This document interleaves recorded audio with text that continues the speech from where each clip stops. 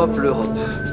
Quand je l'ai épousée, moi, monsieur Dupe, c'était pour créer un marché unique. Mais très vite, elle m'a dit « Chérie, fais-moi un bébé, créons une monnaie commune ensemble. » Alors voilà, à l'aube des années 2000, nos deux jumeaux sont arrivés, l'euro et la Banque Centrale Européenne.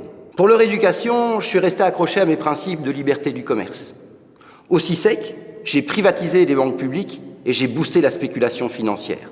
Pendant des années, ça a très bien marché, avec des retours d'investissement de 15, 20, 25, parfois même 30%. Pour les banques, s'entend. Pas pour vous, évidemment.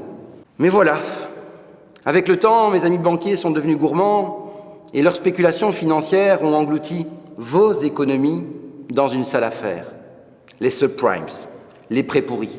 Conséquence funeste, en 2007, quand la crise financière est arrivée, elle a touché tout le monde. Et elle nous a frappés durement, nous aussi.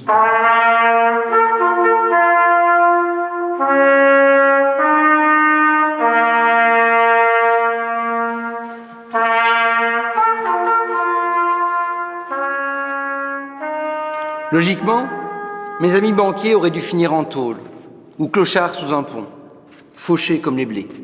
Moi, le prince de la concurrence, j'aurais dû finir au musée des has-beens, dans la salle des politiques économiques qui ont complètement foiré.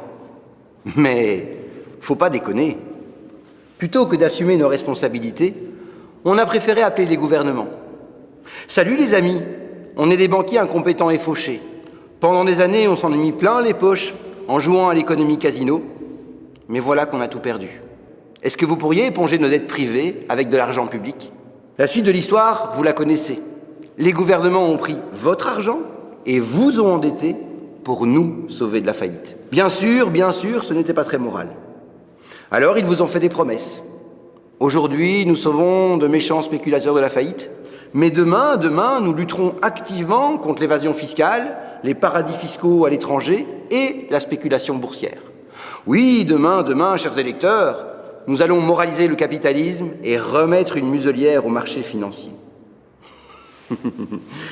Comme je dis toujours, les promesses n'engagent que ceux qui y croient. Et moi, je crois que l'Europe a préféré m'écouter quand je lui ai proposé de bâtir une nouvelle gouvernance économique pilotée par 3 de mes amis.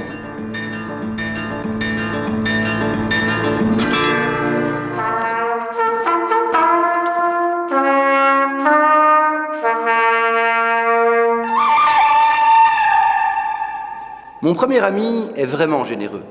D'ailleurs, on l'appelle le bon. Il a créé une fondation, le Mécanisme européen de stabilité, financée par les États qui en sont membres. Imaginons qu'un gouvernement ait besoin d'argent frais, mais soit en délicatesse avec les marchés financiers. Pas question qu'ils empruntent auprès de la Banque Centrale Européenne. Ça, c'est le privilège des banques privées. Mais pas d'inquiétude. Mon ami le bon sort des milliards de sa fondation et les agite sous le nez des États en difficulté. Évidemment, mon ami n'est pas fou. Il ne fait rien gratuitement. Au moment où les États en difficulté approchent et pensent lui serrer la main, c'est mon deuxième ami qui vient à leur rencontre.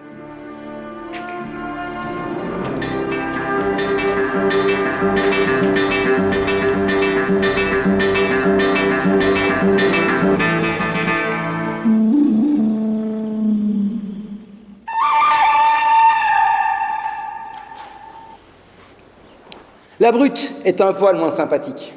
Il passe son temps à espionner les gouvernements nationaux, à examiner leur budget à la loupe, à voir si les décisions politiques qu'ils prennent sont conformes à nos intérêts. Son obsession prioritaire, c'est la compétitivité. Pour lui comme pour moi, le salaire n'est pas un moyen de gagner sa vie. C'est avant tout un coût de production qui nuit aux exportations. Qu'un gouvernement, poussé dans le dos par les actionnaires, fasse diminuer les salaires, et le voilà qui sermonne tous les autres pays pour manque de compétitivité. Grâce à ma belle Europe, la brute a également une arme redoutable, la règle d'or, avec laquelle je lui conseille de frapper vigoureusement tous les gouvernements qui osent afficher des déficits publics.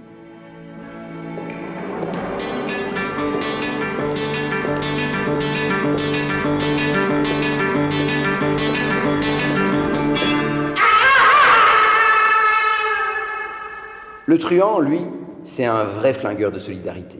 Si tu l'écoutes pas, tu dégustes. Son credo est multiple. Privatiser les pensions, raboter la sécurité sociale, dégraisser la fonction publique, vendre tous les services publics rentables au secteur privé. Les désirs du truand sont des ordres. Il oblige les États à suivre ses dictats. Quel que soit le choix des électeurs, tous les gouvernements lui obéissent. Vous vous souvenez de la Grèce ? En Grèce, depuis les plans d'aide européens, beaucoup de gens ont perdu leur boulot et fini à la rue. Ils n'ont plus droit au chômage et ne peuvent même pas se payer un médecin. C'est tragique, mais que voulez-vous ?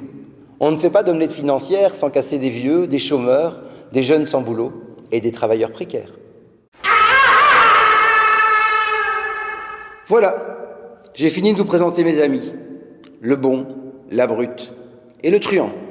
Et ce n'est pas un vieux film de Sergio Leone, mais ce que ma belle Europe a fait de plus novateur depuis la crise financière.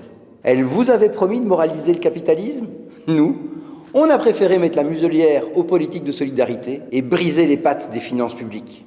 Et que tous les dieux de Wall Street en soient loués, jusqu'ici, ça n'a pas l'air de vous révolter.